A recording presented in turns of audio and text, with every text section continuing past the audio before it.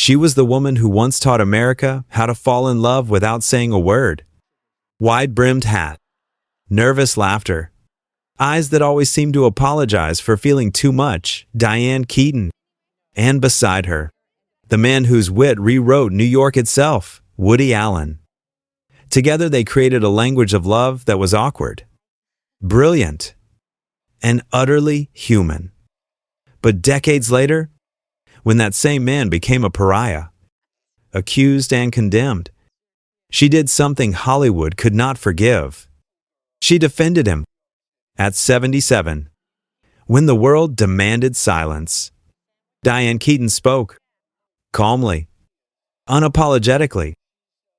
"I believe him," she said, and in that moment, every applause she had ever earned turned into suspicion. How could the woman once hailed as the conscience of American cinema now stand beside the man the world wanted erased? Was it denial? Madness? Or something far more fragile, the loyalty of a heart that refuses to edit its own past? The truth is, Diane Keaton never defended a man. She defended a memory, the years when two artists built something immortal from loneliness and laughter. The memory of a time when love wasn't yet a scandal, and loyalty wasn't yet a crime. Tonight, we step into that quiet war between art and morality, loyalty and conscience, memory and truth. This is the story of the woman who never apologized for love. Not because she was blind, but because she remembered. She was the woman who turned awkwardness into beauty. A pair of wide trousers, a man's tie, the nervous laugh of someone who feels too much and hides it behind wit. That was Diane Keaton. And somewhere behind her, always half in shadow, stood the man who wrote her into legend, Woody Allen. Together, they reinvented intimacy for an entire generation. Their films weren't about kisses or grand gestures. They were about silence. The half-said, the almost touch. It was love, stripped of glamour, human, flawed, painfully real. But time is merciless. It rewrites even love. Decades after Annie Hall taught the world that imperfection could be romantic, the same name, Woody Allen, became a battlefield. Accusations, documentaries, angry headlines. Hollywood turned its face away.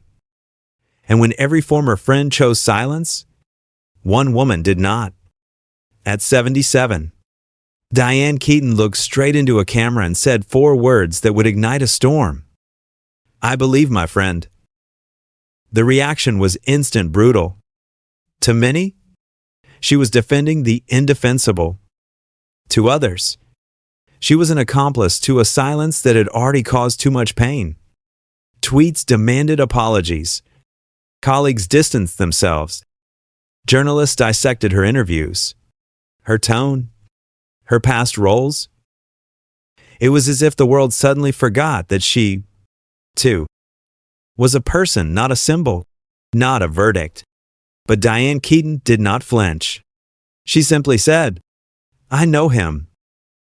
And in that quiet insistence lay something deeper, something that no one wanted to hear. That loyalty, once sacred, had become a scandal. What drives a woman to stand alone against the current of public outrage, blind devotion, denial, or the unbearable clarity of someone who refuses to rewrite her own life story? Because what Diane Keaton defended was not Woody Allen the man. It was the memory of a creative world that had once saved her. A time when she was not yet a legend, just a shy actress fumbling her way through rehearsals, while a neurotic writer saw in her the rhythm of a city, the poetry of hesitation. They built something together, not a romance that lasted, but an understanding that never really ended.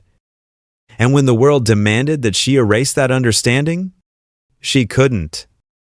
How do you renounce the person who taught you to exist on screen? How do you betray the laughter that once taught you how to breathe? Maybe, Diane thought, you don't. Maybe some loves are not meant to be defended, only remembered. That is what she did. She remembered.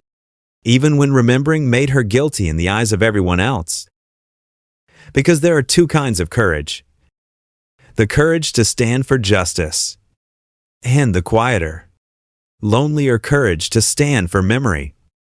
Tonight, we will walk through both the light and the shadow, the applause and the exile, to understand how one woman's loyalty became Hollywood's latest crime. Not the loyalty of blindness, but of conscience. Not the defense of a man, but of a life she once shared with him. This is the story of Diane Keaton and Woody Allen, the love she never apologized for. And perhaps, the memory that will outlive them both. Before the scandals, before the noise, there was a city, New York, nervous, alive, forever talking to itself. In the 1,970 seconds, when most of Hollywood was chasing sunshine and sequins, Woody Allen turned his camera toward rain, irony, and the lonely heartbeat of Manhattan. And in that frame, he found her. Diane Keaton didn't arrive like a star. She arrived like an interruption. She stuttered through auditions, wore mismatched clothes, and laughed at the wrong moments. He noticed that she wasn't pretending to be anyone, and that, in a city obsessed with pretending, was her rebellion. They met during rehearsals for Play It Again. Sam. She wasn't yet the Annie Hall the world would fall in love with. She was simply Annie Hall, her real name, a young actress with more nerves than experience, standing in the shadow of a writer already defined by his neuroses. He watched her deliver lines that weren't meant to sound beautiful, yet somehow did. Later, he said, she was funny in a way that didn't know it was funny. On stage, their chemistry was immediate, not romantic. Not yet. It was something rarer, the recognition of a mirror. She mirrored his insecurity, his irony, his need to turn pain into dialogue. He mirrored her fear of vanishing, her hunger to be seen. When Play It Again, Sam became a film in 1972. That recognition deepened. He wrote scenes for her that sounded like conversations they'd already had. She gave them life with an honesty that startled him. Behind the camera, something invisible was forming a language that belonged only to them. In those years, before headlines divided them, their connection was a creative sanctuary. They spoke through art because ordinary speech wasn't enough. And out of that collaboration came a masterpiece that would define them both, Annie Hall. It wasn't just a film. It was a confession disguised as comedy. He played himself or something close. She played herself, but freer, brighter, impossible to pin down. Together, they captured the melancholy of modern love, how two people can understand each other completely, yet never stay together. It was love without ownership, pain without tragedy. When she walked out of the apartment at the end of Annie Hall, audiences around the world cried, not because the story ended, but because it felt like the truth. On set, she called him Max. He called her Keats. The world called them icons. But they were just two fragile people, hiding behind scripts to say what they couldn't say in life. Success hit like a tidal wave. Annie Hall won 4 Oscars. Diane Keaton became the face of a new kind of woman, intelligent, awkward, defiantly herself. And Woody Allen became the voice of the anxious American man, forever lost between guilt and longing. For a while, everything looked perfect. They went to premieres arm in arm, laughing too loudly, as if to prove the tabloids wrong. But the perfection was an illusion built on timing, not permanence. They had already broken up before Annie Hall was released. Still, they continued to work together in Manhattan, interiors, sleeper, creating worlds that allowed them to stay close without having to define what they were. It was an arrangement only artists could understand. To break up in private and still build intimacy in public. He once said, "I never stopped being in love with her. I just stopped being right for her." She laughed and replied, "He always makes it sound tragic." It wasn't. It was life. Their friendship outlasted everything else. When she won the Oscar for Annie Hall, she thanked him first. When he shot Manhattan, he insisted she was the only one who could play Mary, the woman who understands him but chooses someone else. Every film was another farewell. In interviews, she described him as the most important person in her artistic life. He described her as the one who got away and took the dialogue with her.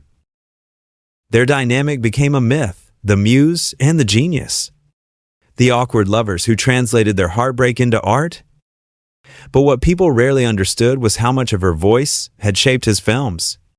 It wasn't just his words. It was her rhythm, her pauses, her quiet defiance that gave his neurotic men their humanity. Off camera, they remained bound by something unnameable. He called her when he couldn't sleep. She sent him photos of her dog. They teased each other about aging, about bad reviews, about how people insisted on calling them soulmates. Maybe they were not in the romantic sense, but in the creative one, two souls who met at the exact right time to teach each other how to exist. Yet, every shared memory also carried a shadow. In Hollywood, time turns intimacy into gossip. As decades passed, new generations saw their bond not as tenderness, but as complicity. They forgot that some relationships are not about approval, but about survival, the kind that keeps you human when the world insists on performance. The illusion of their perfect collaboration would shatter years later when the accusations surfaced, and silence became the new virtue. Suddenly, the same connection that once defined them became the evidence against her.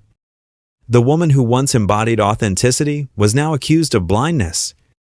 But in those early years before morality turned into a battlefield, they were simply two people trying to understand love through art.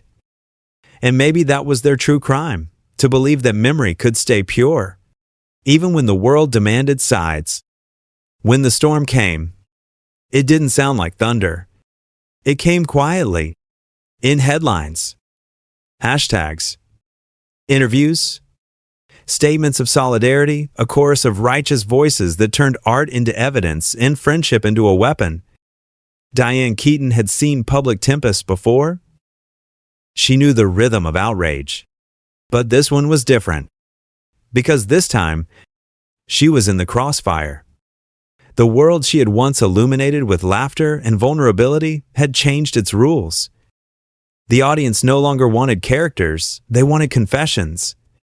Every past interview, every photo, every smile she had ever shared with Woody Allen was resurrected, dissected, and used as proof. Proof of what?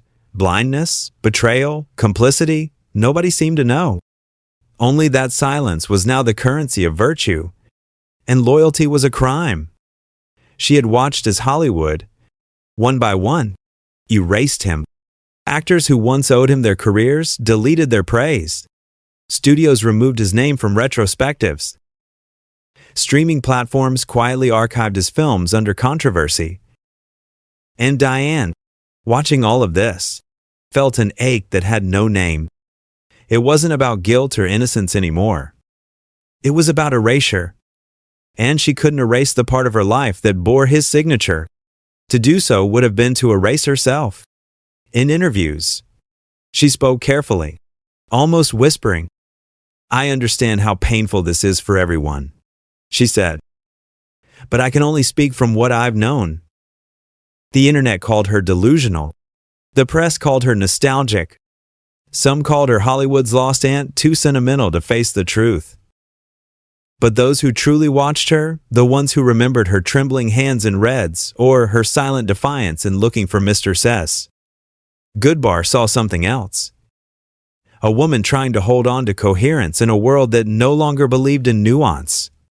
At night, she would walk through her house in Los Angeles, walls covered with black and white photographs not of glamour, but of moments, a messy dinner with castmates, a rehearsal room filled with laughter, Woody's old typewriter on a cluttered desk. Those photos weren't memories of a man. They were fragments of time, the raw, unedited truth of a life lived through art. She asked herself often, what if I had stayed silent? Maybe the world would have forgiven her. Maybe the critics would have called her brave. But at what cost? To erase the very years that gave her a voice? To deny the partnership that had defined her art? She couldn't. Because her loyalty wasn't to a person, it was to truth as she had lived it. And truth, to her, was not a verdict. It was a memory. When the documentary Alan v. Pharaoh aired, she watched it in silence. Not to defend, not to deny, but to understand what the world had turned into. The screen flickered with testimonies, tears, accusations. Then, footage of her smiling beside him at an award show, her face frozen in time, before the world decided that smile was wrong. That night, she couldn't sleep. She sat on her porch, under the dim orange of a California moon, and whispered to herself, "They don't know him like I did.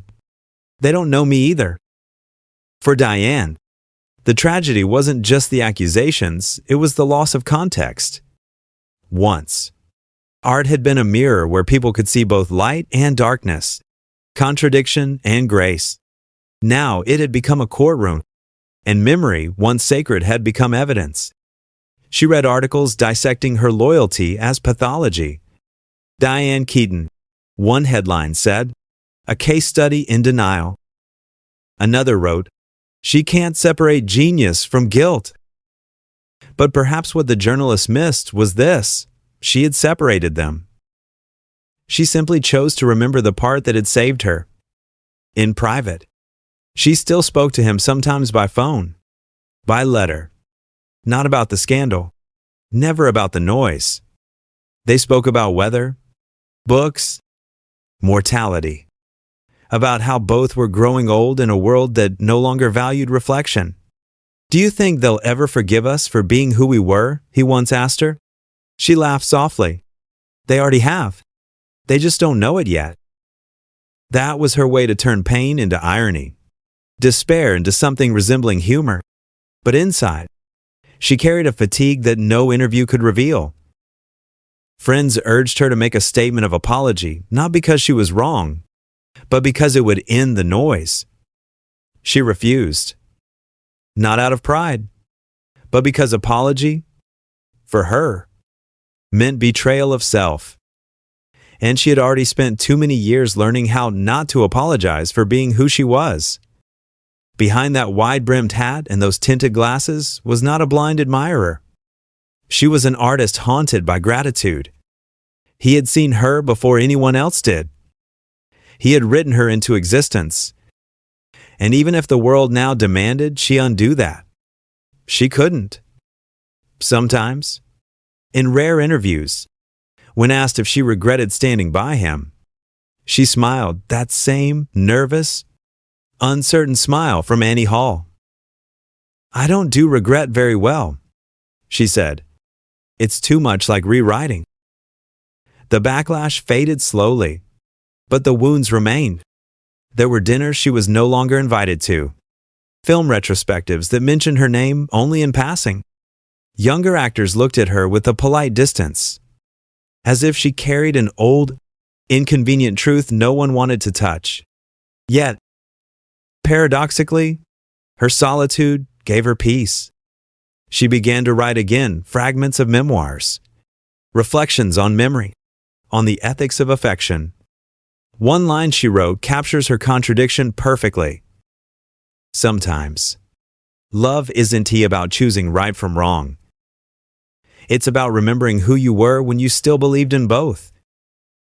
That was Diane Keaton's quiet rebellion to remember without permission. She once said to a friend, "You know, they think loyalty is blindness, but maybe it's just a way of loving someone after the world stops asking you to." And in that sentence lies the secret no one wanted to admit. That morality, stripped of compassion, becomes cruelty. That sometimes the truest kind of courage is not shouting with the crowd, but whispering alone in the dark. In the final years of her life, Diane remained steadfast in her calm. No apologies, no rebuttals, only silence thick with dignity. Her loyalty was no longer about defending anyone. It was about defending memory itself, the belief that love, even flawed, deserves to be remembered without fear. The public called her stubborn, but those who had loved her work understood. She was still acting, not in a film this time, but in the quiet theater of principle, because to forget would be easy. To remember, that was the act of courage. In the end, there are no verdicts, only memories and the people brave enough to carry them through history's noise. For Diane Keaton, the noise eventually faded. Scandals aged, voices softened, and time that most patient of judges began to separate hysteria from humanity. The headlines moved on, but her silence remained, a monument carved from restraint. She never asked the world to understand her choice. She only asked that they allow her to remember the man who once made her laugh until she cried on a freezing New York street. To remember the way art could save two misfits from loneliness, if only for the length of a movie reel. And to remember that not all love stories are meant to be defended. Some are meant to be honored, quietly, for what they once gave us. In a culture addicted to punishment, her loyalty looked like rebellion. But perhaps it was something else, an act of mercy. Mercy toward the past, toward the person she used to be, toward the man she once trusted. Not forgiveness, just mercy, the rarest form of wisdom left to those who have lived long enough to know that nobody is ever entirely innocent, and nobody is entirely beyond grace. When she speaks now, her voice is softer, slower, marked by the serenity of someone who has seen her own reflection change shape too many times to cling to it. "I don't think life gives us villains and heroes," she said in one interview. "Just people trying to make sense of themselves." That was always her truth, the same one she carried through her films, her characters, her awkward laughter. That imperfection is not failure. It's humanity. And that love, even misplaced, can still be sacred when it is honest. If the world saw blindness, perhaps it was only because she refused to turn her gaze away. She saw both the brilliance and the ruin and chose to keep looking anyway.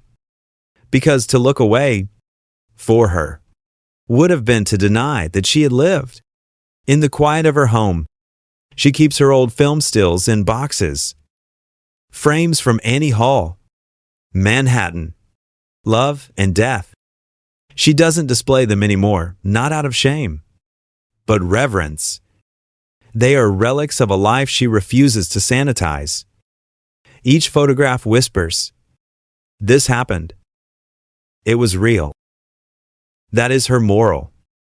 To tell the truth of one's experience, even when the world demands fiction.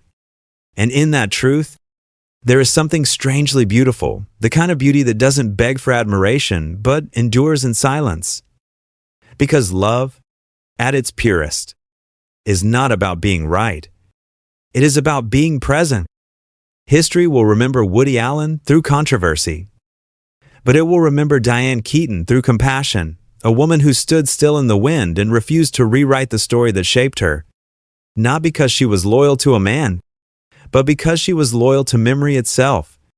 There is a dignity in that, a quiet, unglamorous dignity that our age of outrage often forgets. It's the dignity of someone who knows that conscience is not a crowd. When asked, near her 80th birthday, if she ever regretted anything, she smiled and said, "I regret plenty, but not that, because that hymn, the work, the time made me who I am. And you can't hate the things that make you." Perhaps that is the lesson her story leaves behind, that love does not always survive, but it always teaches. That loyalty can coexist with doubt, that forgiveness can live quietly inside contradiction, and that, in the end, the only truth worth defending is the one that still trembles when you say it aloud. The camera fades. A hat rests on a table. Somewhere, a reel of Annie Hall hums in an old projector, flickering across an empty wall. And in that moving light, two ghosts meet again, not accused, not redeemed, simply remembered. Because sometimes, the most human thing we can do is to love without apology and to remember without permission.